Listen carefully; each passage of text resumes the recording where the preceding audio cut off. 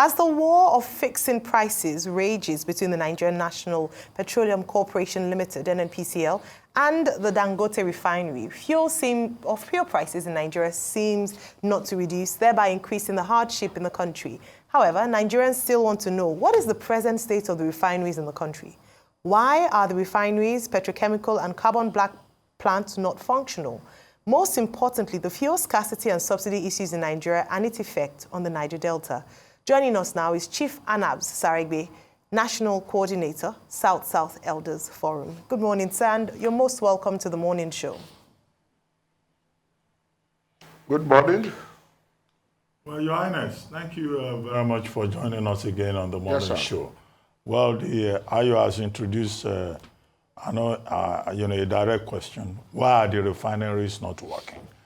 I hope you can help us address that. But the one that I'm interested in is this issue of Minister Nyesom Wike saying that he is the one in charge in Rivers State and that nobody from any part of Nigeria can take the politics of the PDP in Rivers State away from him.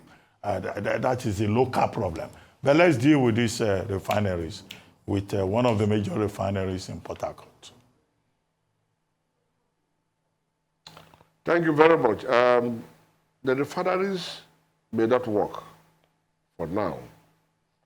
And the answer is very simple. The policy of the new management of NNPC under Melekiari is one of the reasons why the refineries are not working. Before the new management came in 2019, fuel price was between 145 and 150 naira per litre. The Warri refinery was producing, and Port Harcourt was having some problem. The new management came in with a policy drive that they would change a lot of things in the country and the NNPC. And these policies they have introduced have caused a lot of problem, more harm than good to the country and also to the NNPC. NNPC have a tradition where the corporate headquarters have their budget, the subsidiaries also have their budget. The refineries MDs are supposed to approve at least $2 billion, maximum $2 billion for every procurement or contract. Where they exceed that, they go to what we call DESCOM. After DESCOM, they'll go to the NNPC Management Committee before they will go to the NNPC board. But ever since 2019, this thing changed. The refineries were asked to shut down for rehabilitation, and the managing directors of the refineries were no longer allowed to run the refinery the way it should be run. Every time they would go cap in hand to the GMD begging for money. So when they are not encouraged to work, $1,000, you go to the GMD. 500, you go to the GMD. So how will it work? We learned Port Harcourt refinery the Port Harcourt refinery will start production. Find out what is holding it. It's bureaucracy that is holding it. The Warri refinery that was working and they shut down. They are rehabilitating it. Find out what is the problem. It's this in-house funding problem. Budget has been made, approved for these refineries to be rehabilitated. But how are the funds released to the refineries? These are the issues that we'll address. Besides the refineries, we also have some other major issues that is affecting the oil industry, oil and gas industry in Nigeria. All these are policies made by the current management of the NNPC. There's no production going on in the industry. There are no new wells. There are no processing because the companies are all dying. The operations are also going down because of wrong policies and wrong directions.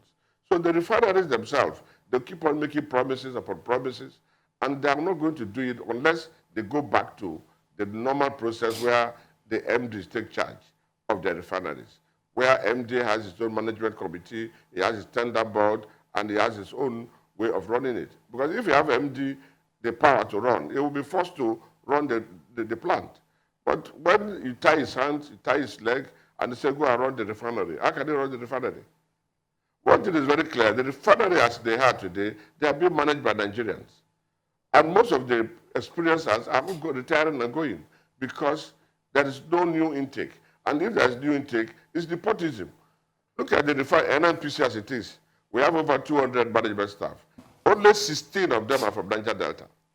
Only 16 of the 200,000 management staff. And the oil is produced in Niger Delta. How can the refineries work? When you're not taking the people around, the crude oil must come from somewhere. The people producing the crude oil are not producing enough. They cannot also meet the OPEC quota because government policies is against them.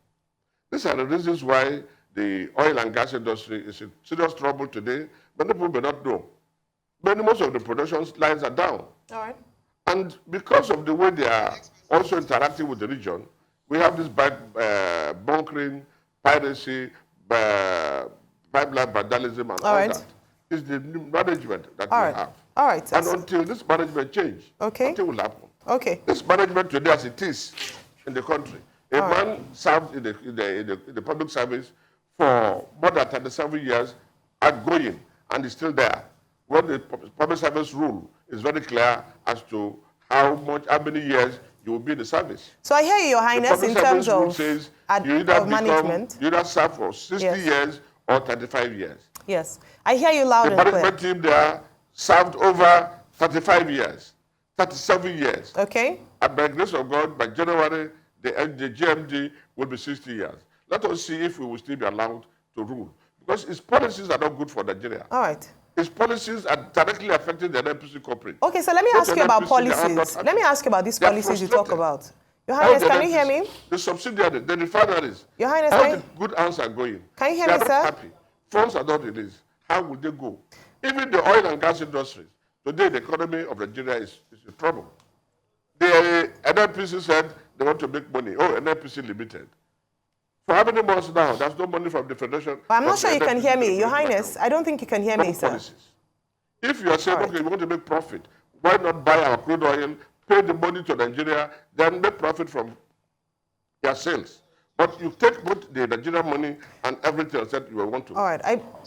All right, I believe we've lost connection with Chief Anabs Sara-Igbe, but he's made some very salient points there, and you can see the passion with which he speaks about. I was just going to talk to him. I'll ask him the question around this marginalization felt by the Niger Delta people has been felt for many years. And now, with the coming on stream of Dangote Refinery from the Southwest, they would most likely pay more money to purchase PMS on that side, from that in terms of the transportation cost. And how do they feel about that? Especially, the cost to their people, the lack of coming on stream of our own refineries and impact of price and how it's affected the community that he represents. It would be great to hear from him just from that, to see what the inefficiencies, as has been said, of NNPCL has cost people who feel over the years that they've been marginalized. Yeah, well, I'm sure you will respond to that. And also issues about the Petroleum Industry Act, sections of which, has been quoted by NNPC Limited spokespersons to say that, look, this has to do with NNPC, with the PIA. Yeah. Do we need to do other things about the PIA and the contentious parts of it, that the people of the Niger Delta have talked about? Maybe we should take a quick break so that they sort out at the other end, audio connection with Chief Anabs Sara-Igbe, His Royal Highness, and National Coordinator, South-South Elders Forum.